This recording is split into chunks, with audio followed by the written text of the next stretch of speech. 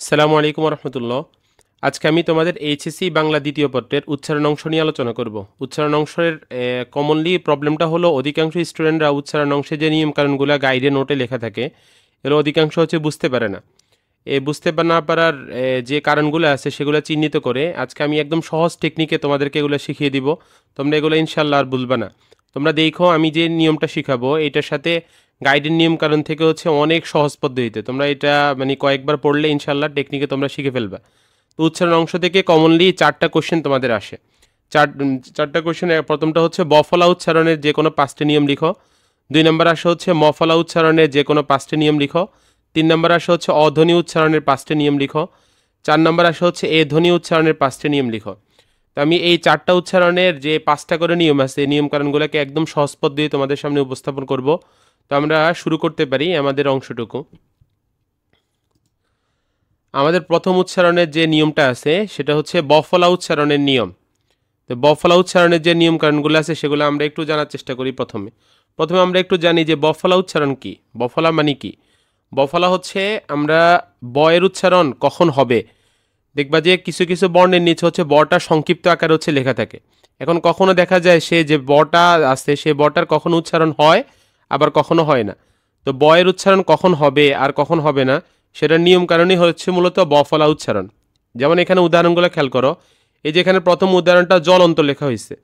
এই জলন্তের মধ্যে দেখো জয়ের নিচে যে বটা আছে সেটা আমরা উচ্চারণ করি নেই। আশ্বিন শব্দটার নিচে দেখো যে বটা আছে সেই বটা উচ্চারণ করি নেই। কিন্তু দেখো 3 নম্বরে যে শব্দটা আছে কম্বল, এই কম্বলটার মধ্যে দেখো আমরা বয়ের উচ্চারণটা করছি। তার মানে এখানে বয়ের উচ্চারণ কম্বলের মধ্যে বটা উচ্চারণ হয়েছে। ডিব্বার মধ্যে দেখো আবার উচ্চারণ হয়েছে। কিন্তু দ্বন্দ্বের মধ্যে আবার উচ্চারণ হয় না। এই যে কখন উচ্চারণ হয় কখন উচ্চারণ হয় না এটার নিয়মকানুনগুলাই মূলত হচ্ছে বফলা উচ্চারণের নিয়ম। তা আমি এবার টেকনিকে তোমাদেরকে যেভাবে শিখাবো সেটা একটু খেয়াল করো। সেটা হচ্ছে নর্মালি তোমরা যে কোনো শব্দের শুরুতে, এটাকে আমরা বলবো হচ্ছে এখানে পদের শুরুতে, কখনো যদি শব্দের শুরুতে কখনো বফলা যদি পাও তখন সেই ক্ষেত্রে উচ্চারণ হবে না। তাহলে বলো শব্দের শুরুতে হলে বফলা উচ্চারণ হবে না।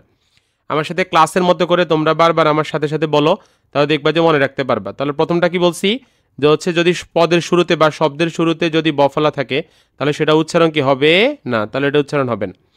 2 নম্বর হচ্ছে পদের মাঝে বা শেষে যদি হয়, মানে কোনো শব্দের মাঝখানে অথবা শেষে যদি হয় তাহলে সেটা 2বার উচ্চারণ হবে। কয়বার উচ্চারণ হবে? 2বার।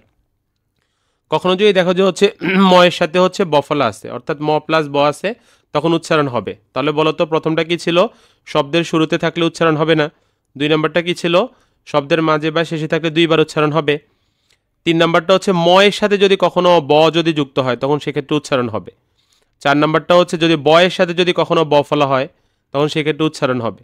যদি ম এবং ব ছাড়া অন্য কোনো ব্যঞ্জন হয় তখন সেক্ষেত্রে আবার উচ্চারণ হবে না। তাহলে 5টা নিয়ম আবার মনে রাখো, একদম টেকনিকে মনে রাখো। প্রথম টেকনিক হচ্ছে শব্দের শুরুতে ব আছে, শব্দের শুরুতে কোনো বর্ণের নিচে হচ্ছে ব আছে তাহলে উচ্চারণ হবে না। শব্দের মাঝখানে বা শেষে আছে তাহলে 2বার উচ্চারণ হবে। শব্দের হচ্ছে পর যদি আমরা যে ময়ের সাথে সাথে কখনো যদি বজয় দেখি তাহলে উচ্চারণ হবে। কিন্তু বয়ের সাথে আবার যদি ব হয় তাহলে উচ্চারণ হবে। কিন্তু অন্য কোনো ব্যঞ্জন বর্ণের সাথে অর্থাৎ ম এবং ব ছাড়া অন্য কোনো ব্যঞ্জনের সাথে যদি বফলা হয় তাহলে সেক্ষেত্রে উচ্চারণ হবে না।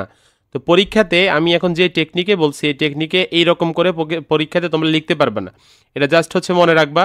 পরীক্ষাতে যে আঙ্গিকে লিখবা সেটা আমি এখন দেখিয়ে দিচ্ছি তোমাদের। পরীক্ষাতে তোমরা লিখবো হচ্ছে এইভাবে। পরীক্ষাতে তোমরা যেভাবে করে হচ্ছে লিখবা সেটা একটু খেয়াল করো। পরীক্ষাতে লিখবে এভাবে যে পদের শুরুতে অবস্থিত ব্যঞ্জন বর্ণে, আমি 1 নম্বরটা পড়তেছি, খেয়াল করো। পদের শুরুতে অবস্থিত ব্যঞ্জন বর্ণে বফলা যুক্ত হলে বফলার কোনো উচ্চারণ হয় না। যেমন দেখো জ্বলন্ত শব্দটার শুরুতে হচ্ছে আমরা জ এর নিচে বফলা পাইছি কিন্তু উচ্চারণ করি নেই। আবার স্বাগত এর নিচে দেখো দন্তাস এর নিচে ব আছে কিন্তু সেটার উচ্চারণ করি নাই। এখানে স্বাগত স্বাবগত বলি নেই, জ্বলন্তকে হচ্ছে আমরা জবলন্ত বলি নেই। তার মানে এখানে বয়ের উচ্চারণ কি হচ্ছে না। তাহলে এটা শব্দের শুরুতে প্রথমে ব আছে তাহলে সেই জায়গায় আমরা উচ্চারণ করি নেই। 2 নম্বর হচ্ছে শব্দের মানে পদের মধ্যে বা শেষে অবস্থিত কোনো বর্ণের সঙ্গে যদি বফলা হয়, তার মানে পদের কোথায় থাকবে? হয়তো শুরুর মধ্যে অথবা কোথায় শেষে, এমনটা যদি হয় তখন সেই ক্ষেত্রে সেটা দ্বিত্ব উচ্চারিত হবে। দ্বিত্ব মানে 2বার উচ্চারণ হওয়া। যেমন এখানে দেখো আশ্বিন, এই যে আশ্বিনের মধ্যে এখানে ব কিন্তু 2বার উচ্চারণ হয় নাই, অর্থাৎ মানে বফলাটা উচ্চারণ হবে না, হবে হচ্ছে যে বর্ণটার সাথে বফলাটা আছে সেই বর্ণটা হচ্ছে 2বার উচ্চারণ হবে।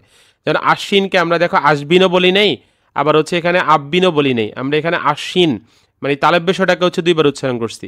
আবার দেখো অশ্ব এর মধ্যে আমরা এই যে অশ্ব শব্দটা বললাম এটার মধ্যে আমরা দেখো অশ্ব বলি নেই, তার মানে এখানে হচ্ছে অশ্ব এটা দুইবার উচ্চারণ হয়েছে। ঠিক একই রকম বিশ্ব যদি বলি আমরা, তাহলে বিশ্ব এর নিচেও দেখো ব আছে, কিন্তু সেখানে আমরা দেখো বিশ্বকে তালব্যশটাকে দুইবার উচ্চারণ করতেছি। তার মানে নিয়মটা হচ্ছে কখনো যদি পদের মধ্যে বা শেষে যদি হয় তখন সেই ক্ষেত্রে ওই অক্ষরটা যেটার মধ্যে আছে সেটা হচ্ছে দুইবার উচ্চারণ হবে। 3 নাম্বার হচ্ছে যদি কখনো ম ব্যঞ্জনের সঙ্গে হচ্ছে বফলা হয় তখন সেই ক্ষেত্রে বয়ের উচ্চারণ হবে। ম ব্যঞ্জনের সাথে বফলা হলে কি হবে? উচ্চারণ হবে। যেমন লম্ব, দেখো এখানে লম্ব এর মধ্যে উচ্চারণ হয়েছে। কম্বল এখানে দেখো উচ্চারণ হয়েছে। তাহলে যদি পদের মধ্যে যদি আমরা ম এর সাথে যদি কখনো বফলা পাই তখন সেই ক্ষেত্রে উচ্চারণ হবে। 4 নাম্বার হচ্ছে ব ব্যঞ্জনের সঙ্গে যদি কখনো বফলা হয় তখন সেই ক্ষেত্রে উচ্চারণ হবে। যেমন আব্বা বলতে আমরা আবা বলি না শুধু, এখানে দেখো বয়ের পরে যে বটা আছে দুইটা বয়ের উচ্চারণ হয়। ডিব্বা বলতে আমরা শুধু ডিবা বলি না, আমরা ডিব্বাই বলি পুরোটা। তার মানে এখানে কি হবে? উচ্চারণ হবে। তাহলে আমরা 3-4টা নিয়ম এখানের মধ্যে জানলাম। পঞ্চম নিয়মটা হচ্ছে আমাদের যদি কখনো হচ্ছে বফলাইয়ের সাথে অন্য কোনো ব্যঞ্জন যদি যুক্ত হয়, অর্থাৎ যদি মানে বফলাইয়ের সাথে ব অথবা ম ছাড়া যদি অন্য কোনো ব্যঞ্জন যদি যুক্ত হয় তাহলে অন্য কোনো ব্যঞ্জন হলে তখন সেই ক্ষেত্রে উচ্চারণটা হবে না। যেমন এখানে দেখো সান্ত্বনা, আমরা সান্ত্বনার নিচে যে তয়ের নিচে যে বটা আছে সেটা শান্তবনা বলি না, আমরা এখানে বয়ের উচ্চারণটা করি না, তাহলে আমরা কি বলি? সান্ত্বনা বলি। তারপর হচ্ছে দ্বন্দ্বের নিচে আমরা দবন দব এমনটা বলি না, আমরা দ্বন্দ্ব বলি। তাহলে আমরা নিয়ম 5টা জানলাম। 5টা আবার আমার সাথে একবার তোমরা রিভিশন দাও। নিয়ম 5টা হচ্ছে এমন যে কখনো যদি পদের শুরুতে যদি বজয় থাকে তাহলে উচ্চারণ হবে না। পদের মাঝে বা শেষে যদি হয় তাহলে দুইবার উচ্চারণ হবে। ময়ের সাথে যদি কখনো বফলা থাকে তখন সেক্ষেত্রে উচ্চারণ হবে। তারপর হচ্ছে বয়ের সাথে যদি কখনো ব হয় তখন সেক্ষেত্রে উচ্চারণ হবে। অন্য কোনো ব্যঞ্জনের সাথে থাকলে কি উচ্চারণ হবে না। এবার তোমরা এখানে উদাহরণগুলা মনে রেখেও তোমরা এটাকে মনে রাখতে পারো। দেখো আমি সহজে এই উদাহরণগুলোকে মনে রাখার একটা টেকনিক বলে দিই। তোমরা উদাহরণ মনে রাখবে এভাবে যে হচ্ছে জ্বলন্ত আশ্বিন কম্বল ডিব্বা নিয়ে, যে জ্বলন্ত আশ্বিন কম্বল ডিব্বা নিয়ে দ্বন্দ্ব করে, এই উদাহরণটা দিয়ে খেয়াল করলেও দেখো তোমরা মনে রাখতে হবে। যেমন জ্বলন্ত শব্দের শুরুতে আছে কিন্তু এটা উচ্চারণ হয়নি। আশ্বিনের নিচে হচ্ছে ব আছে কিন্তু দেখো সেটার উচ্চারণ হয় নাই। কম্বলের নিচে আছে কিন্তু সেখানে ব উচ্চারণ হয়েছে। ডিব্বার মধ্যে ব আছে উচ্চারণ হয়েছে, আবার দ্বন্দ্বের মধ্যে উচ্চারণ হয় না। এই 5টা শব্দকে মনে রাখলে এটার মনে রাখতে পারবা তোমরা। ওকে, এবার আমরা সেকেন্ডটাতে যাচ্ছি। আমাদের সেকেন্ডটা হচ্ছে মফলা উচ্চারণের নিয়ম। তো মফলা উচ্চারণের নিয়ম আমরা একটু খেয়াল করি। আমরা যে বফলার যে নিয়ম কারণগুলো বলছি এই বফলার নিয়ম কারণগুলো এখানে আমরা প্রয়োগ করব। এবার মফলা উচ্চারণের নিয়মটা কি সেটা আগে একটু জেনে নিই। আমরা ওই যে বফলার মধ্যে যেমন সংখ্যা মানে এটা বলছি কোনো অক্ষরের নিচে সংক্ষিপ্ত ব এর উচ্চারণ কখন হবে কখন হবে না, আর এখানে হবে হচ্ছে কোনো অক্ষরের নিচে সংক্ষিপ্ত ম এর উচ্চারণ কখন হবে আর কখন হবে না, সেটার নিয়মটাকে বলা হয় কি? মফলার উচ্চারণ। ওকে, তাহলে এবার আমরা সংক্ষেপে মনে রাখি। ওই যে আগের মতো করে পদের শুরুতে থাকলে উচ্চারণ হবে না, তাহলে এখানে পদের শুরুতে কি উচ্চারণ হবে না। পদের মাঝে বা শেষে আছে তাহলে কি হবে? দুইবার উচ্চারণ হবে। ম এর সাথে আগে ছিল হচ্ছে আমাদের এখানের মধ্যে ম এর সাথে ব, এখন আমরা বলবো হচ্ছে ম এর সাথে যদি ম যদি থাকে তখন উচ্চারণ কি হবে? যদি ন এর সাথে যদি ম যদি থাকে তখনও কি উচ্চারণ হবে। আর অন্য কোনো যুক্ত ব্যঞ্জন যদি যুক্ত হয় তখন সেই ক্ষেত্রে উচ্চারণ হবে না। তাহলে নিয়মটা আবার মনে রাখো, পদের শুরুতে আছে উচ্চারণ হবে না, পদের মাঝে বা শেষে আছে দুইবার উচ্চারণ হবে, ম এর সাথে ম হয়েছে উচ্চারণ হবে, ন এর সাথে ম হয়েছে উচ্চারণ হবে, অন্য কোনো ব্যঞ্জন বা যুক্ত ব্যঞ্জনের সাথে যখন হবে তখন সেই ক্ষেত্রে উচ্চারণ হবে না। অর্থাৎ বফলাটা মনে রাখতে পারলে তোমরা মফলাটাও এখানের মধ্যে উচ্চারণটা মনে রাখতে পারবা। এবার আমরা যেভাবে পরীক্ষায় লিখবা সেটা আগে একটু দেখে নিই। দেখো পরীক্ষায় আমি যে সংক্ষেপ আকারে বলছি এভাবে তো আর লিখতে পারবে না, পরীক্ষায় লিখতে হবে তোমাদেরকে এই স্টাইলে। এখন যে স্টাইলটা বলতেছি এই স্টাইল হচ্ছে তোমরা লিখবা। তাহলে লিখবো হচ্ছে এভাবে যে প্রথমটা পড়তেছি আমি, পদের শুরুতে ব্যঞ্জন বর্ণের মফলা সংযুক্ত হলে সাধারণত তার কোনো উচ্চারণ হয় না। যেমন এখানে দেখো স্মরণ, এই যে শয়ের নিচে হচ্ছে একটা ম যুক্ত হয়েছে কিন্তু এখানে আমরা সমরণ বলি না, শুধু স্মরণ বলি। স্মৃতি, এখানে দেখো আমরা হচ্ছে স্মৃমিতি বলি না, শুধু স্মৃতি বলি। স্মারক, এখানের মধ্যে হচ্ছে আমরা সায়ের নিচে সামরক বলি না, এখানে হচ্ছে স্মারক। পরে 2 নাম্বারটাতে যদি আসি তাহলে দেখো পদের মধ্যে বা শেষে মফলা সংযুক্ত বর্ণের দ্বিতীয় উচ্চারণ হয়ে থাকে, অর্থাৎ পদের মধ্যে বা শেষে থাকলে সেক্ষেত্রে উচ্চারণ কি হবে? দুইবার হবে। যেমন আমরা ছদ্ম বলছি, ছদ্ম লেখা হয়েছে ছদ্ম কিন্তু এখানে ছদ্ম উচ্চারণ হচ্ছে, মানে দ উচ্চারণটা দুইবার হচ্ছে। পদ্ম বলতেছি, পদের মধ্যে যে দটা আছে সেই দটা অর্থাৎ মফলাটা দুইবার হবে না, যার সাথে আছে, যে বর্ণটার সাথে আসে সেই বর্ণটা হচ্ছে দুইবার উচ্চারণ হবে, যেমন পদ্ম উচ্চারণ হবে। এই যে আত্ম বলতেছে, আত্ম লেখা হয়েছে কিন্তু আমরা উচ্চারণ করতেছি কি আত্ম। ওকে, 3 নাম্বারটা হচ্ছে ম ব্যঞ্জনের সঙ্গে মফলা যুক্ত হলে ম এর উচ্চারণ হবে, অর্থাৎ ম এর সাথে যদি ম হয় তখন সেক্ষেত্রে উচ্চারণ, যেমন সম্মান বলতেছি, আমরা এখানে সম্মানকে ম একটা বাদ দিয়ে সমান বলি না। আবার সম্মতিকে হচ্ছে সংক্ষেপ করে মানে ইয়া করে হচ্ছে সমতি বলি না, এখানে দুইটারই উচ্চারণ আছে। তার মানে ম এর সাথে যদি কখনো যদি ম যদি হয় তখন সেক্ষেত্রে কি হবে, উচ্চারণটা হবে। 4 নাম্বারটা হচ্ছে যদি ন এর সাথে কখনো মফলা হয়, যেমন উন্মাদ, উদাহরণটা খেয়াল করো, এই যে উন্মাদ, উন্মাদ বললে আমরা এখানের মধ্যে দেখো উম্মাদ বলতেছি না, মানে দুইটা মকে উচ্চারণ করতেছি না, আবার উমাদ বলে একটা মকে উচ্চারণ করতেছি না, বরঞ্চ এখানে উনের উচ্চারণ হচ্ছে, ময়ের উচ্চারণ হচ্ছে। তার মানে এখানে মফলার কি হবে, উচ্চারণটা হবে। তার মানে কোথাও যদি নয়ের সাথে হচ্ছে মফলা হয় তখন সেক্ষেত্রে উচ্চারণ, যেমন উন্মাদ আছে, তারপর হচ্ছে উন্মার্গ আছে, চিন্ময় আছে, তারপর হচ্ছে জগন্ময় আছে, জন্ম আছে, এই জাতীয় শব্দগুলোতে আমরা উচ্চারণ কি করব, মফলার উচ্চারণটা করব। এবার এটার 5 নাম্বার নিয়মটা আমরা একটু দেখি। 5 নাম্বার নিয়মে হচ্ছে কোথাও যদি যুক্ত ব্যঞ্জন বর্ণের সঙ্গে যদি কখনো যদি মফলা যুক্ত হয়, যুক্ত ব্যঞ্জন কি, যেমন এখানের মধ্যে দেখো সূক্ষ্ম ক্ষীয় বর্ণটা একটা যুক্ত বর্ণ, তোমরা জানো ক্ষীয়র মধ্যে ক আছে এবং হচ্ছে মূর্ধন্য স আছে। তাহলে ক্ষীয়র মধ্যে যে ক এবং মূর্ধন্য স আছে, এটা কি একটা কি যুক্ত বর্ণ। এই যুক্ত বর্ণের সাথে যদি কখনো মফলা যুক্ত হয় তখন সেই ক্ষেত্রে কি হবে, মফলাটার উচ্চারণটা হবে না। যেমন এখানে সূক্ষ্ম যখন বলছি তখন দেখো ক্ষীয়র নিচে একটা ম আছে, কিন্তু সেখানে আমরা সূক্ষ্ম বলে উচ্চারণ করি না, আমরা সূক্ষ্ম বলি। লক্ষ্মী যখন বলছি তখন দেখো লক্ষ্মীর নিচে একটা মফলা আছে কিন্তু উচ্চারণটা কি করতেছি না। লক্ষণ যখন বলি, লক্ষণ, লক্ষণের নিচে একটা কি আছে, মফলা আছে, কিন্তু লক্ষ্মণ বলি না আমরা। ওকে, এইভাবে করে হচ্ছে আমরা এই মফলার উচ্চারণে কখনো ময়ের উচ্চারণ হয়, কখনো হয় না, এটার নিয়ম কারণগুলোই। তো তোমরা যদি বফলা মনে রাখতে পারো তাহলে মফলাও তোমরা মনে রাখতে পারবে। এবার আমরা আমাদের তৃতীয় প্রশ্নটাতে চলে যাই। আমাদের তৃতীয় প্রশ্নটা হচ্ছে অধ্বনি উচ্চারণের 5টা নিয়ম। অধ্বনি উচ্চারণের 5টা নিয়ম। এখন অধ্বনি উচ্চারণের নিয়মটা কি আগে সেটা একটু আমরা খেয়াল করি।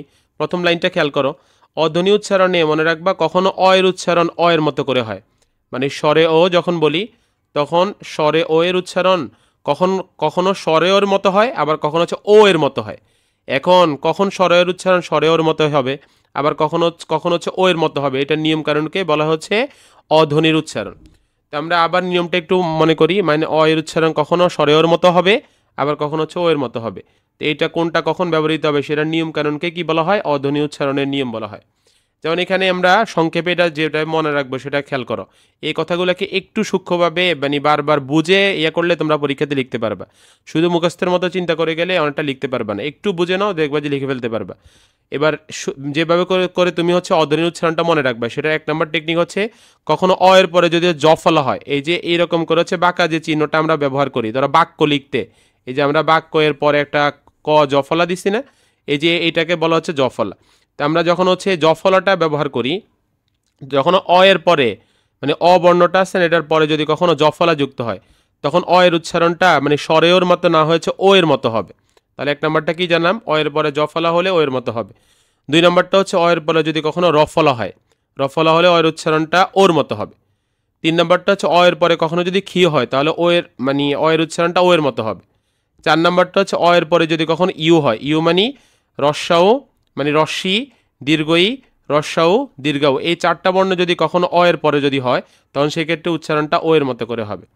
5 নম্বরটা হচ্ছে না বোধক শব্দে যদি অ যদি হয়, ধরো অদূর বলতে আমরা এই যে না না বোধক শব্দে আমরা ব্যবহার করি, অনাহার বলতে এই যে অ শব্দটা হচ্ছে মানে না অর্থে ব্যবহার করি, এমন ক্ষেত্রে যখন অ ব্যবহৃত হয় তখন সেক্ষেত্রে অ এর উচ্চারণটা ও এর মতো না হয়ে অ এর মতো করেই হয়। তাহলে এবার 5টা নিয়ম আর মনে করো।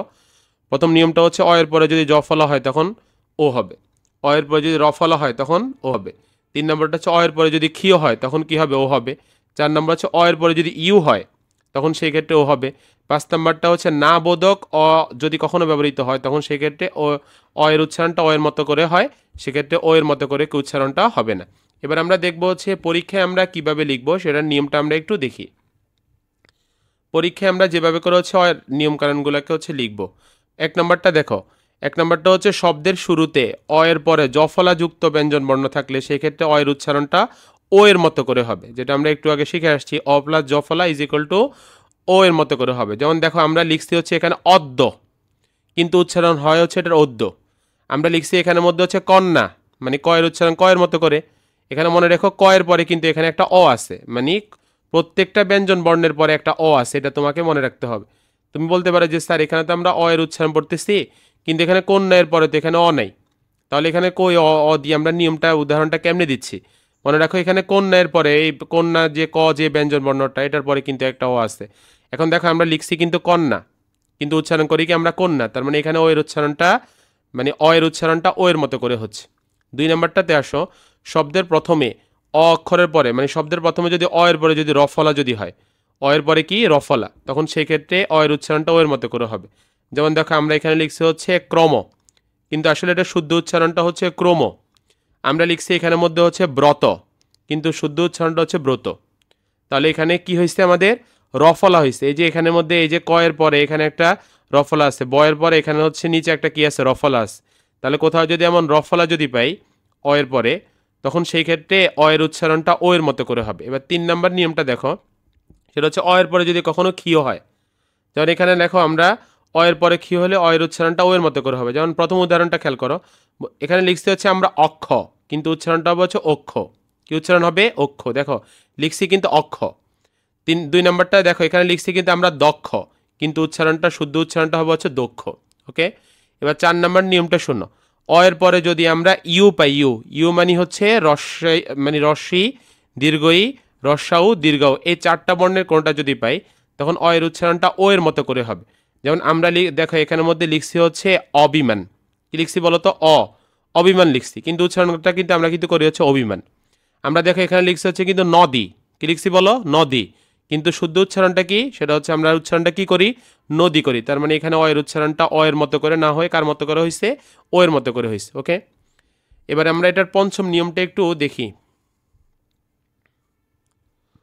দেখো পঞ্চম নিয়মটা হচ্ছে যদি অ এর পরে যদি কখনো না বোধক মানে অ যদি কখনো না বোধক কোনো কিছু বোঝায়, যেমন এখানে দেখো নিয়মের না বোধক হচ্ছে কি অনিয়ম, মানে নিয়মের বিপরীত হচ্ছে কি অনিয়ম, দূরের বিপরীত হচ্ছে কি অদূর, তারপর হচ্ছে অমর, এই যে অ শব্দটা এখানের মধ্যে এই যে অক্ষরগুলাতে অ শব্দটা, এই অক্ষরটা এগুলো হচ্ছে না বোধক অর্থে ব্যবহৃত। তো না বোধক অক্ষে কখনো যদি হচ্ছে অ হয়, তখন অ এর উচ্চারণ কিন্তু অ এর মতো থেকে যায়। যেমন অনিয়ম, এটা কিন্তু অনিয়ম বলি না আমরা, এটা অ এর মতো করে থেকে যায়। তার মানে অ এর উচ্চারণ কখনো স্বরের মতো হয়, আবার কখনো ও এর মতো হয়। এটার নিয়ম কারণকে কি বলা হয়? অধ্বনি উচ্চারণের নিয়ম বলা হয়। তো আশা করি তোমরা টেকনিকে এটাকে মনে রাখতে পারবে, আমি যে টেকনিক বলে দিচ্ছি এই টেকনিকে মনে রাখতে পারবে। এবার যাচ্ছি আমরা হচ্ছে 4 নাম্বারটাতে। 4 নাম্বারটা হচ্ছে আমাদের এ ধ্বনি উচ্চারণের নিয়ম। এ ধ্বনি উচ্চারণের নিয়ম হচ্ছে এ ধ্বনিটা কখনো এর মতো করে উচ্চারিত হয়, আবার কখনো হচ্ছে এর মতো করে উচ্চারণটা হয়। কিসের মতো করে? এ এ সাউন্ডটার মতো করে কখনো উচ্চারিত হয়। যেমন এখানে আমরা টেকনিকটা মনে রাখি, কখনো যদি দেখি যে শব্দের শুরুতে এর পরে মানে এই অক্ষরটার পরে হচ্ছে কি আছে? অ আছে অথবা আ আছে, তখন সেই ক্ষেত্রে এ উচ্চারিত হবে। 2 নাম্বারটা হচ্ছে শব্দের শেষে এর উচ্চারণ কখনো হচ্ছে চেঞ্জ হয় না, মানে শব্দের শেষে যদি এ যদি থাকে তখন সেটা উচ্চারণটা এর মতো করেই হয়।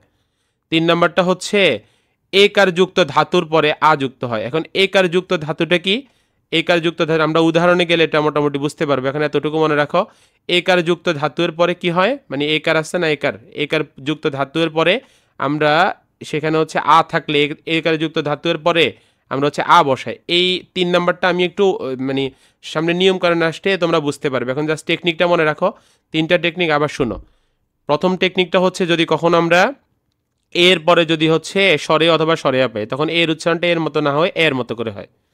2 নাম্বার টেকনিকটা হচ্ছে শব্দের শেষে যদি এ যদি থাকে, তখন সেক্ষেত্রে এই উচ্চারণটা এর মতো করে হবে। 3 নাম্বারটা হচ্ছে একার যুক্ত ধাতু। এখন একার যুক্ত ধাতু কি এটা আমরা একটু পরে বলতেছি। একার যুক্ত ধাতু এর পরে আমরা কখনো আ পাইলে সেটা এর মতো করে উচ্চারণ হবে। 4 নাম্বারটা হচ্ছে তৎসম শব্দ আছে, অর্থাৎ সংস্কৃত কিছু শব্দ আছে এমন যেগুলোর মধ্যে উচ্চারণটা ঠিক থাকবে। 5 নাম্বারটা এখানে এটা হবে হচ্ছে 5 নাম্বারটা হচ্ছে একাক্ষর সর্বনাম, অর্থাৎ সর্বনাম নামের পরিবর্তে আমরা যে সে, তারপরে হচ্ছে মানে যে এই জাতীয় যে প্রোনাউনগুলা ইয়াগুলা সর্বনামগুলা ব্যবহার করি, সেই সর্বনামগুলার যে মানে এ কারটা আছে অথবা এটা আছে, সে এটার উচ্চারণ এর মতো করেই থাকে, তখন সেখানে এর উচ্চারণটা এর মতো করে কি হয় না। তাহলে 5টা টেকনিক আবার শোনো, এ প্লাস অ অথবা আ আছে তখন এর মতো করে উচ্চারণ হবে। 2 নাম্বারটা হচ্ছে শব্দের শেষে যদি এর উচ্চারণ মানে এটা থাকে, তখন সেই ক্ষেত্রে এর উচ্চারণটা ঠিক থাকবে। 3 নাম্বার হচ্ছে এই কার যুক্ত ধাতুর সাথে, অর্থাৎ এই কারের সাথে এই কার যুক্ত ধাতুর সাথে আ যদি থাকে তখন সেই ক্ষেত্রে এ উচ্চারিত হবে। 4 নম্বরে শব্দের শেষে মানে তৎসম শব্দে এর উচ্চারণটা আগের মতো করে থাকবে, মানে কোনো পরিবর্তন হবে না, অর্থাৎ এর উচ্চারণ এর মতো করে হবে। 5 নাম্বার হচ্ছে একাক্ষর সর্বনাম, অর্থাৎ যেখানে একটা অক্ষর দিয়ে সর্বনাম গঠন করে, যেমন সে শব্দটা, এই যে সে একটা অক্ষর এখানে দন্তস্ব শুধু, এটার পূর্বে এ কার আসছে, তাহলে এটা এ কার যেহেতু আসছে তখন সেই ক্ষেত্রে এর উচ্চারণটা এর মতো করে হবে, সেখানে এর মতো করে কি উচ্চারণ হবে না। এবার আমরা পরীক্ষায় কিভাবে লিখবো সেটার নিয়মটা একটু দেখার চেষ্টা করি। পরীক্ষায় আমরা যেভাবে করে হচ্ছে এটার নিয়মটা লিখব, সেটা হচ্ছে শব্দের শুরুতে আমরা পড়ে আসছি, শব্দের শুরুতে যদি কখনো এর পরে যদি অ অথবা আ হয়, তখন সেই ক্ষেত্রে এর এর উচ্চারণ হচ্ছে এর মতো করে হয়। যেমন দেখো আমরা যখন হচ্ছে এই যে এক লিখি, মানে এক লিখি আর কি এক, তখন আমরা আসলে লিখছি হচ্ছে এক, কিন্তু দেখো উচ্চারণ করছি হচ্ছে এক। দেখো আমরা শব্দের শুরুতে এখানে লিখছি হচ্ছে তেমন, কিন্তু আগে দেখো আমরা উচ্চারণ করি কিন্তু তেমন। তার মানে এর পরে এখানে একটা কি আসছে, অ আসছে। এখন অটা কই এখানে, এই যে ত এর পরে, ত বর্ণটার পরে কি আছে, একটা অ আছে, মানে ত plus O is equal to ত, ত plus O is equal to কি অ, অর্থাৎ প্রত্যেকটা ব্যঞ্জন বর্ণের পরে একটা কি আছে, একটা অ আছে। তাহলে এখানে এই যে আমরা লিখছি কিন্তু তেমন, কিন্তু উচ্চারণ করতেছি হচ্ছে তেমন। তার মানে এর পরে যদি হচ্ছে অ হয় অথবা আ হয়, তখন সেই ক্ষেত্রে সেটার উচ্চারণ এর মতো করে হবে। 2 নম্বরটা হচ্ছে শব্দের শেষে যদি কখনো এর উচ্চারণ, মানে শব্দের শেষে যদি কখনো এ থাকে, তখন সেক্ষেত্রে উচ্চারণটা অবিকৃত থাকে, মানে উচ্চারণটা আগের এর মতো করেই হয়। যেমন পথে, এখানে দেখো আমরা পথে এ বলি না, পথে বলি নেই, পথে বলছি, তার মানে এখানে এর উচ্চারণটা এর মতো করে রয়ে গেছে। ঘাটে এখানে এর উচ্চারণ হয়েছে, হাটে এখানে এর উচ্চারণ হয়েছে। 3 নাম্বার হচ্ছে যদি আমরা এই কারে যুক্ত ধাতুর সঙ্গে, কার সঙ্গে বলতো, এই কারে যুক্ত ধাতুর সঙ্গে আ প্রত্যয় যুক্ত হয়। এখন এই কারে যুক্ত ধাতুটা কি সেটা একটু আমরা জানি। ধাতু মানে হচ্ছে রুট ওয়ার্ড, রুট ভার্ব, যে শব্দটা একদম ভার্ব হিসেবে আসছে। এবার শোনো, ধাতুর নিয়ম মানে নির্ণয়ের একটা নিয়ম আছে, বের করার একটা নিয়ম আছে। তুমি কাউকে যদি কোনো কিছু ধরো আদেশমূলক তুই ট্যাঙারি করে আদেশ করো, যেমন তুমি কাউকে বললো হচ্ছে তুই খেল, তুই খা, তুই যা, এই যে খাওয়া যে কথাটা বলি না, দেখো সেটার একদম রুট ওয়ার্ডটা কিন্তু খা। তুই খেল, এই যে আমরা খেলা কথাটা বলি না, এই খেলা কথাটা রুট ওয়ার্ডটা হচ্ছে কি খেল। এখন দেখো এখানের মধ্যে এই যে খেলা যে কথাটা আসছে, এটা শুরুতে দেখো একটা একার আছে। এখন এই যে একার অক্ষরটা যে আছে, এটার পরে দেখো আমরা এই যে এখানে যে একারটা আছে, এটার উচ্চারণটা কিন্তু আমরা একারের মতোই করছি, মানে এটার উচ্চারণটা আমরা এর মতো করে করছি, সরি একারের মতো উচ্চারণ করিনি। যেমন এখানে লিখছি আমরা কিন্তু খেলা, কি লিখছি বলতো, খেলা, কিন্তু এখানে শব্দটা উচ্চারণ করতেছি আমরা খেলা। দেখো আমরা শব্দটা এখানে লিখছি হচ্ছে বেলা, কিন্তু দেখো আমরা উচ্চারণ করতেছি হচ্ছে বেলা, লিখছি কি বেলা, কিন্তু উচ্চারণটা হচ্ছে কি বেলা। 4 নম্বরটা দেখো, তৎসম শব্দের এর উচ্চারণ, মানে তৎসম শব্দ আছে নির্দিষ্ট কিছু শব্দ, এর উচ্চারণ সাধারণত অবিকৃত থাকে, অবিকৃত মানে পরিবর্তন হয় না, অর্থাৎ এর মতোই করে উচ্চারণ হবে। যেমন আমরা লিখছি শব্দটা এখানের মধ্যে, আমরা শব্দটা লিখছি এখানের মধ্যে হচ্ছে বেদনা, তাহলে আমরা এখানে উচ্চারণটা এই যে বেদনাই করছি।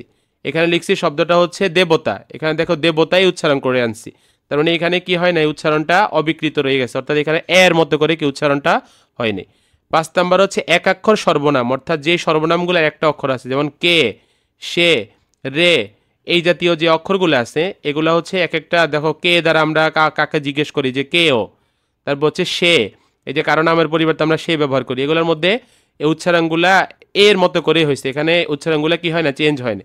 তাহলে উচ্চারণ চেঞ্জ হবে না কখন, যখন একাক্ষর সর্বনাম থাকবে। তো এইভাবে করে তোমরা সহজ টেকনিক উচ্চারণের 4টা কোশ্চেনটাই সহজে সলভ করতে পারো। তো আজকে এই পর্যন্তই, আল্লাহ হাফেজ।